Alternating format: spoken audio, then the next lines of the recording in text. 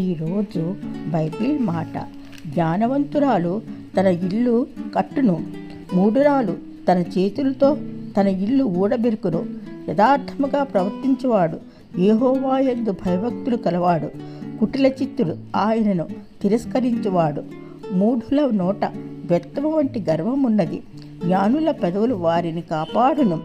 ఎద్దులు లేని చోట గాదయందు ధాన్యముండదు, ఎద్దుల బలము చేత విస్తారం ఒచ్చుబడి కలుగును.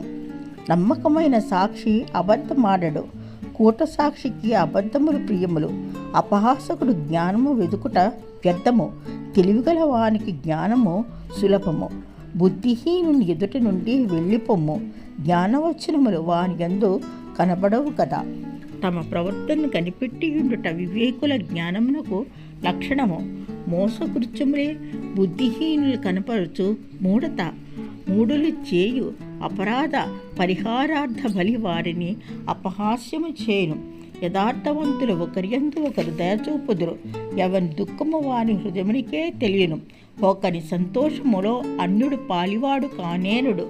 భక్తిహీనుల ఇల్లు నిర్మూలమగును, యథార్థవంతుల గుడారము వర్ధిల్లును.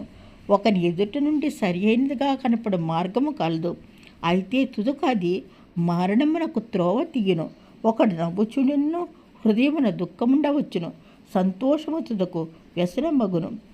భక్తి విడిచిన వాని మార్గములు వానికే వెక్కసమగును, మంచివాని స్వభావము వానికే సంతోషమిచ్చును. జ్ఞానము లేనివాడు ప్రతి మాట నమ్మును, వివేకైనవాడు తన నడతలను బాగుగా కనిపెట్టును.